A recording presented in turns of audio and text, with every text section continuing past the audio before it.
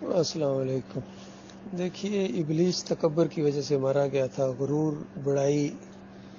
میں اس سے بہتر ہوں، میں اس کے اندر آئی اور گیا، تباہ اور برباد ہو گیا اور اپنے ساتھ کتنوں کو لے ڈوبا۔ دنیا میں جتنی بھی خرابیاں ہیں یہ اپنی بڑائی کا چکر ہے، چاہے کوئی انفرادی معاملہ ہو، چاہے قوموں کا معاملہ ہو۔ یہ جو اپنی بڑائی کا یہ کہنا کہ میں بڑا ہوں، اب ہمارے ملک کے اندر جو سیاسی کشمکش ہے، اس میں اگر آپ ذرا سا بھی غور کریں تو یہ بڑائی کے سارے چکر ہیں۔ ہر ایک اپنے آپ کو بڑا کہنے کے لیے اور اوپر رہنے کے لیے ایک دوسرا میرے انڈر آئے، یہی جنگ ان کی آپس میں لڑائی ہم دیکھ رہے ہیں جب سے ہم نے ہوش سنبھالی ہے۔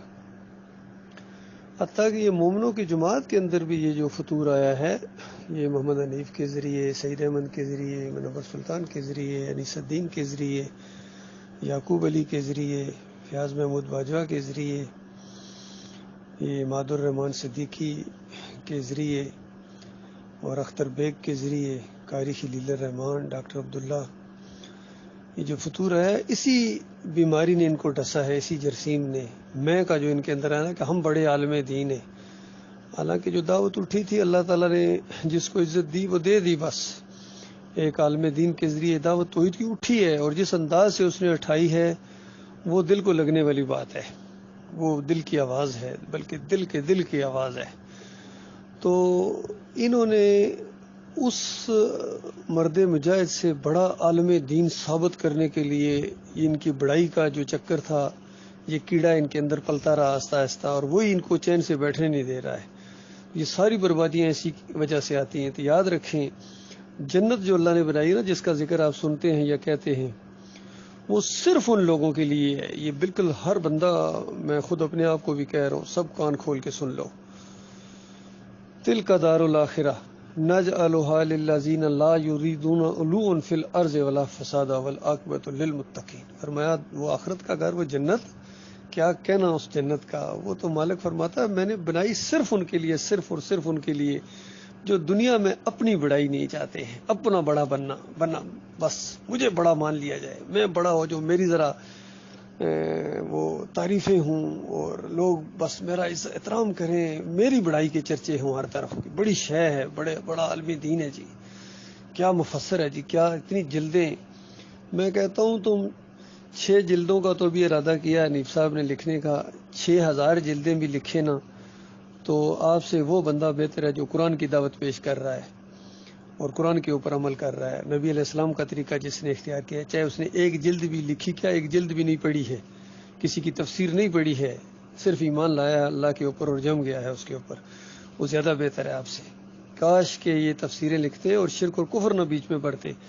اور کفر و شرک والی تفسیروں سے بہتر تھا قرآن اور حدیث کو اپنے حال پر چھوڑ دیتے، اتنی بربادی نہ آتی۔ یہ جو سارے معاملات ہوئے ہیں یہ اسی وجہ سے ہوئے ہیں بھائیوں، ہم اللہ کی پناہ مانگتے ہیں اس انجام سے۔ سب سے زیادہ جو ڈر لگتا ہے، یقین کیجئے، وہ اسی چیز سے لگتا ہے کہ کہیں ہمارے اندر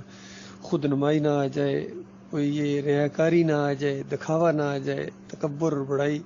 نبی علیہ السلام نے فرمایا جس کے اندر رائی کے دانے کے برابر بھی تکبر ہے نا، وہ جنت میں نہیں جائے گا۔ تو صحابہ نے ایسے موقع پر ذرا تفصیل پوچھی کہ یا رسول اللہ، یہ تو دل کرتا ہے کہ اچھے کپڑے پہنے جائیں، جوتے اچھے ہوں، نگار اچھا ہو، اس انداز سے پوچھا تو کہیں یہ بھی، چلو کہیں غرور اور تکبر کے اندر تو نہیں چیز آتی ہے، چلو زیادہ نہیں تو تھوڑا رائی کے دانے کی جو کوئی بات ہو رہی ہے۔ تو نبی علیہ السلام نے فرمایا اللہ جمیل و یحب الجمال، اللہ تو خوبصورت ہے، وہ خوبصورتی کو پسند کرتا ہے، اور جو کچھ اللہ تعالیٰ نے اپنے بندے کو نعمتیں دی ہوں اس کے اظہار چاہتا ہے کہ اس کا اظہار کیا جائے، یعنی حدود کے اندر رہتے ہوئے۔ فرمایا یہ تکبر نہیں ہے، تکبر یہ ہے کہ کسی کو حق بات کی نصیحت کی جائے اور وہ آگے سے وہ نصیحت آپ کے منہ پر دے مارے کہ مجھے سمجھا رہے، مجھے مت سمجھاؤ، یہ تکبر ہے اللہ کے بندوں۔ اور یہ الفاظ کتنی مرتبہ محمد حنیف صاحب کے منہ سے یہ نکلے ہیں، اللہ اپنی پناہ میں رکھے ایسے انداز سے۔ ایک عالم دین جب یہ کہے کہ مجھے، اور یہی منور سلطان کا بھی یہی انداز تھا، اور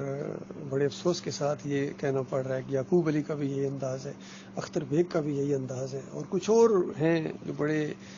اپنے آپ کو سمجھتے ہیں پرانے ہم ساتھی، ان کے اندر بھی یہی چیز آ گئی ہے۔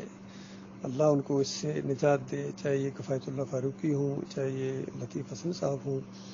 چاہیے کچھ اور جتنے بھی لوگ ہیں ان کے اندر یہ چیز آ گئی ہے، ایسی چیز، ارش ظفر ہوں، یہ اشرف کشمیری ہوں، یہ نیاز اللہ ہوں، ان کے اندر یہ ایسی چیز آ گئی کہ میں نہیں سمجھتا ہوں، یہ میں ان کو لے ڈوبی۔ اللہ تعالیٰ اس انانیت کے بت کو توڑنے کی توفیق عطا فرمائے۔ اللہ کے بندو، چند دنوں کا یہ معاملہ ہے، اپنی انا کو مار دو، اور خاص کر جماعت کے ساتھ چلنا بہت مشکل ہوتا ہے جب تک اپنی انا کو آپ نہیں ماریں گے، اور خاص کر جو آگے چلنے والے لوگ ہوتے ہیں ان کے اندر تو سب سے زیادہ شیطان کا وار ان کے اوپر کرتا ہے۔ شیطان نے چھوڑا ہی نہیں، شیطان کی آنکھوں کے اوپر چڑھ گئے تھے محمد حنیف، اس نے کہا اس کے انجن کو کھڈے میں جا کے ڈاؤ، تب پوری جماعت برباد ہوئی ہے۔ اللہ کے بندو، اس سے پہلے جو معاملات ہوتے رہے وہ دوسرے لوگوں کے اوپر وار ہوتے رہے اور کچھ لوگ علیحدہ ہوتے رہے،